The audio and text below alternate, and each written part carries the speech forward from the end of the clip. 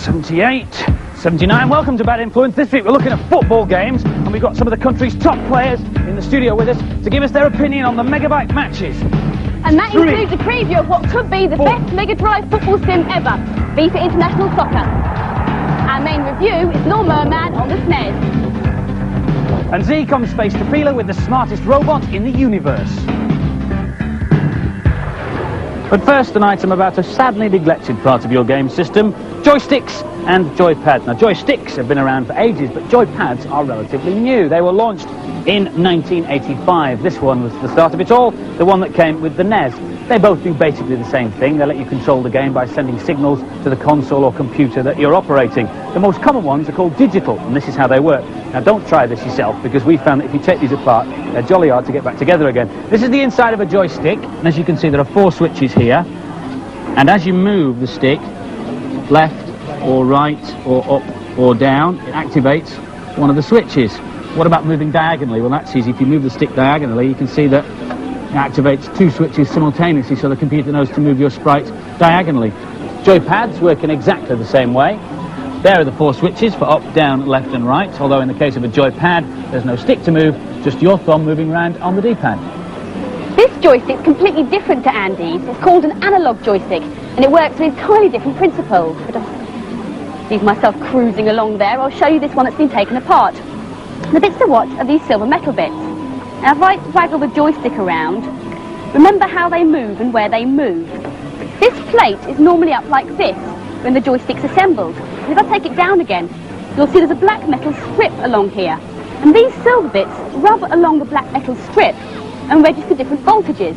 And that's what sends the signal to the computer. Sounds complicated, but basically it works on the same lines as the volume control. Analog joysticks are more expensive than digital ones, but they are really good for flight sims and other games where you need smoothness of movement and accuracy. Of course, for a shooting game, the ultimate accessory is something to really shoot with. This is the Mega Drive's version. It's called the Menacer. It works just like the remote control on your TV screen. It sends out infrared beams that are picked up by a detector that you plug into the console. You may have used one of these. You may have thought, what a great bit of new technology. But no, these things have been around a long time. This one is nearly 12 years old. It works with the Sinclair Spectrum, one of the very first home computers.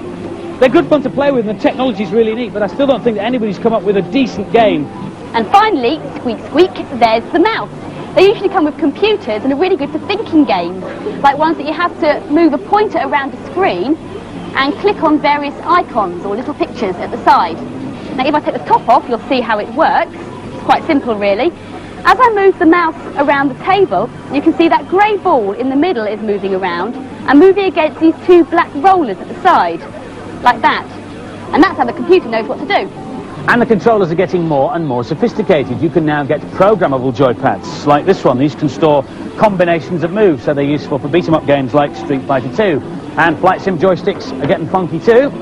They range from things like this one, which is for like fighting games with the pop-up fire-button control cover, to this one, which is for more chug-along stuff like, I don't know, flying a 747 or something. Racing games have their own special controllers too. This is called the freewheel, and this has switches inside that detect your movement, and therefore how the car should respond on the screen. But the latest ones let you use your whole body. This one's called the Activator. It was tested by Z at a computer fair in January. It's just been launched in the States. It uses infrared beams to track your body movements. Mind you, I'm not sure Z's special moves are as frightening as Chun-Li's, are you? Our main review this week is Lawnmower Man on the SNES, the game based on the film that made virtual reality the talking point of last year. The game can't offer you real VR, but it does boast 5 different styles of gameplay and a chance to pit your wits against the evil Lawnmower Man. You can choose to play Dr. Angelo or his assistant. Their VR experiments have gone horribly wrong and turned a mild-mannered gardener into a raving cyber monster. It's out on the Game Boy and Mega Drive early next year, and this is what the handheld version looks like. Here's Alex, though, with his views on the SNES game. As film conversions go, this one's pretty good, and the different styles of gameplay really hold it together. There's some nice touches in this game. I mean, look at the way the car goes down there. This is level 1, the basic platform. You can shoot the dustbins and you collect things like bonuses on those CD data cards, and then you shoot the Lawnmower Man's henchmen, all these soldiers. What I've got to do on this level is fight my way through to the warp gate at the end. Access is denied at the moment, but if I shoot it, then I can go into the cyber world. Here I've walked through into a virtual world. what you've got to do is fly through the holes in the wall. It's quite hard though, because just one touch on the sides and you'll zap all the way back to the beginning. I think they could have put a bit more detail in. This is the level that really reminded me of the film. What I've done is I've moved into the computer to fight Joe face to face, as it were. I think this gameplay puts a little bit more variety into the game. This is one of my favourite levels. There's loads to do in this game, and the gameplay certainly varied, but the graphics are a bit basic. This really didn't grab me. Great music, but the graphics aren't exciting. I like this. I'd rather play the game than watch the film. And so the final scores for Lawnmower Man. The girls gave it an average 3 out of 5. The boys won better, 4 out of 5. Hello, slimy furtless. A lot of people ask me why they never see the fourth wall of the shed. They see this wall, and they see this wall, and they see this wall, but they never see that wall. So, I borrowed a video camera so I can show you what it looks like. But first, a quick cheat for Cal Ripken's baseball on the SNES. First of all, select a team, so San Francisco, yes, and then hold down L, R and start, and all the players on your team will be an identical copy of the greatest baseball star who ever lived. Right, now time for the fourth wall. Here we go then. There we are on the monitor, interesting, eh? Right. There we go. Yes, there's some shelves there and some furtling equipment, and over here we've got, my other window, and my furtling jacket, yes. I'm glad there's a fourth wall to keep him in. This week Z's in Boston. He's going to see a company called IS Robotics who make an entirely new sort of robot. He starts his report though in the Boston Computer Museum. In the early days of robotics, scientists made robots in their own image and tried to copy some of the way we do things, like walking for instance.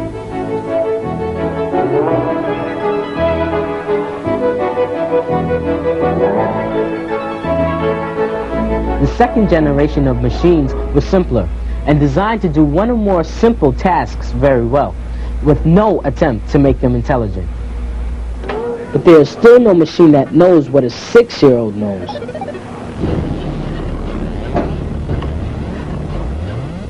IS Robotics have been developing a different kind of robot, which looks more like an insect. Genghis has simple motivations, just like an ant. He walks until he meets an obstacle, then tries to overcome it. Although he may not be much to look at, Genghis 2 is one of the most intelligent robots ever built. His brain is made up of 4 computers, which control all of his functions, including the 12 precise motors in his 6 legs.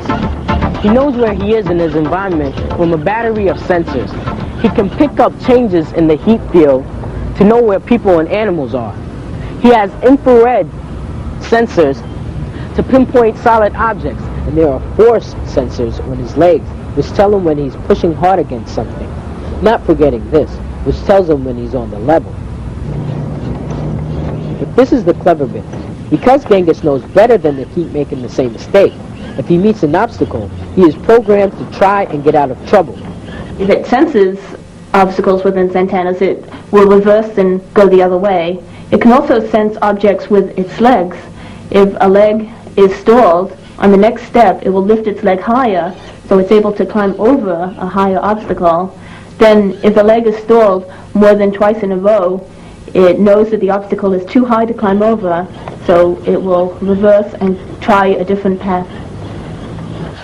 Nero is Genghis's big brother. He's got more of everything and knows where he is even better.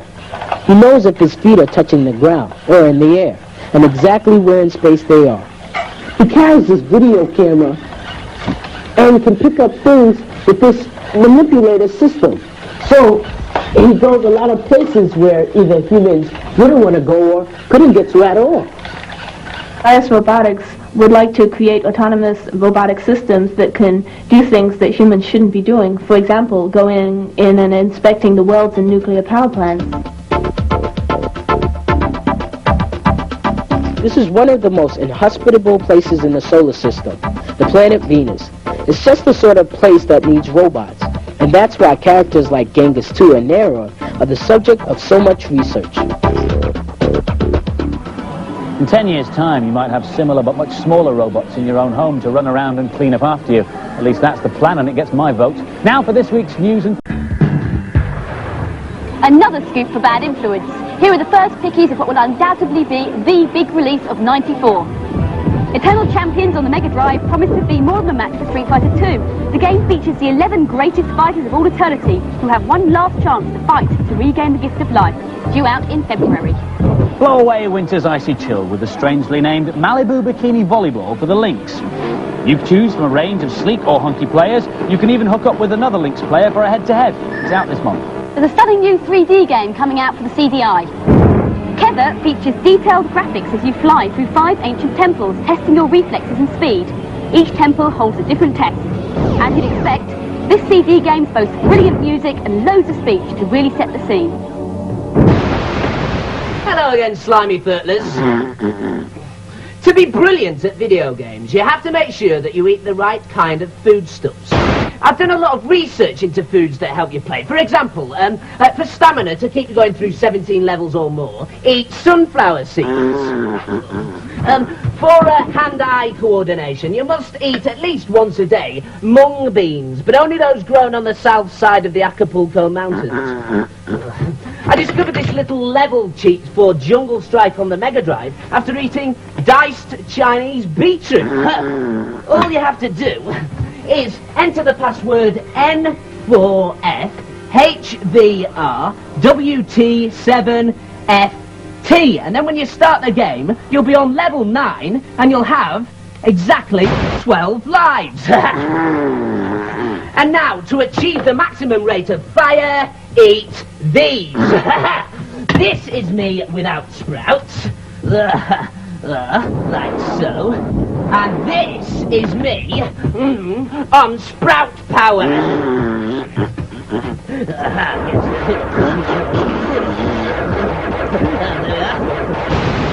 And now for some more games reviews. This is a title sequence from Microcosm on the Mega CD, which we just had to show you because it looks so good. The story is set in the future on the planet Bodor. 2 big mining corporations are battling it out for control of this world, and the weaker one has resorted to underhand means. Using the latest micro-technology, their scientists have injected a super sophisticated set of control mechanisms into the body of the rival corporation's president, whose name is Corsby. With it so far? Your job is to enter this man's body and rid it of the deadly invasions. Here's Paul. This is a really original game. Every level set in a different part of the body. As I go along, I've got to destroy all the mechanisms which the bad guys have implanted. The backgrounds are great, but the main sprite is not very good. Ah, great, here's a power-up, I can get it. Yes, I got it. Now I can use some of the different weapons.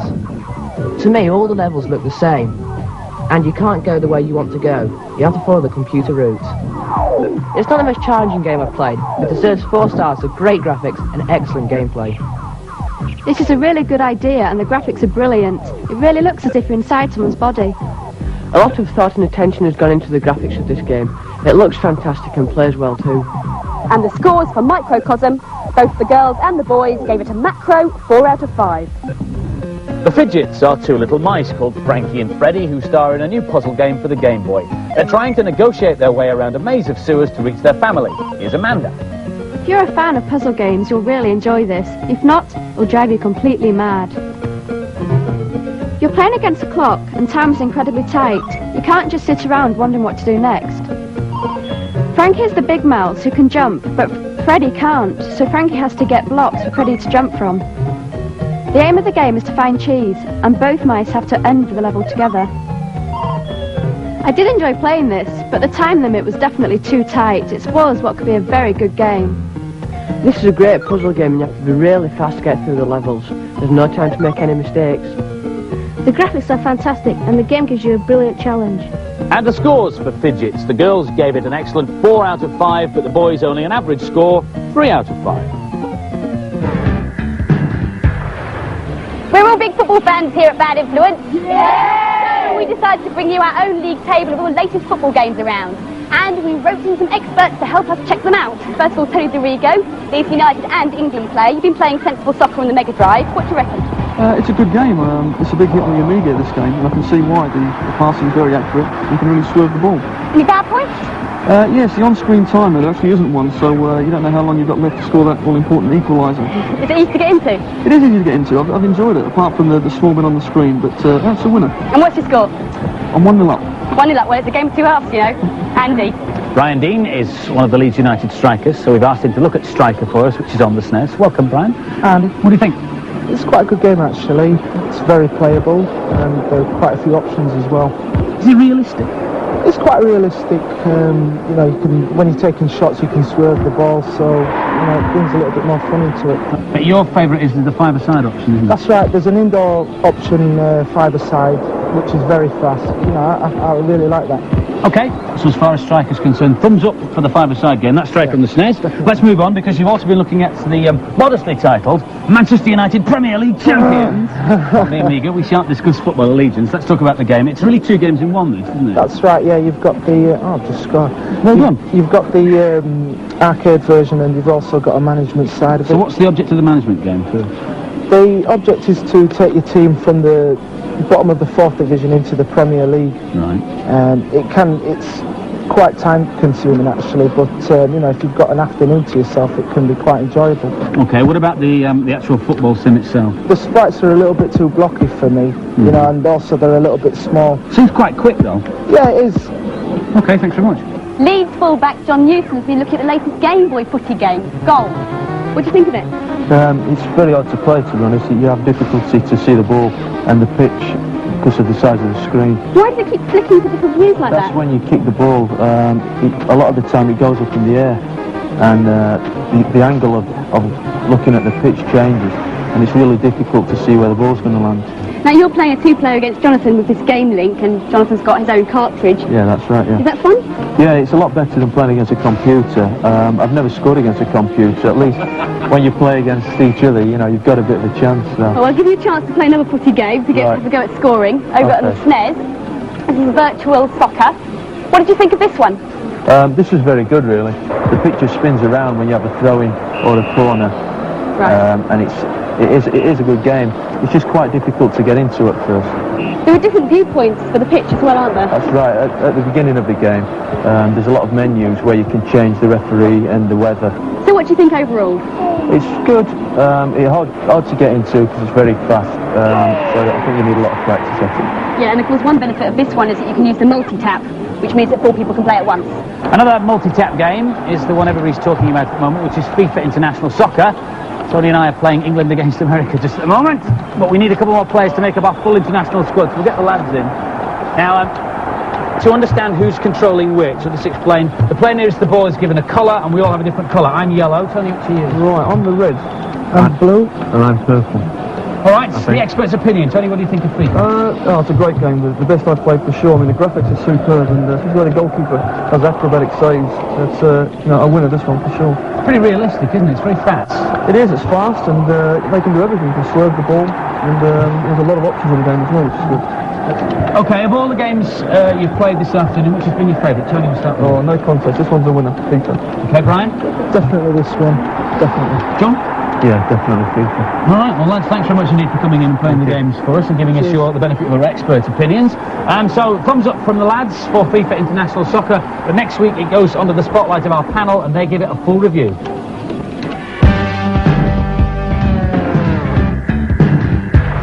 If you want to read the data blast, set your video recorder going now. Last week's competition prize was a Game Gear with the Jungle Book game. The question was, who wrote the book upon which Jungle Book was based? And the answer is Rudyard Kipling.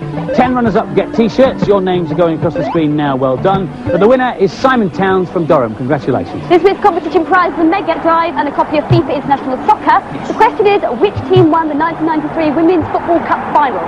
Phone in your answers on 0891 700 100. Calls will cost no more than 25p. Make sure you get permission from whoever pays the phone bill.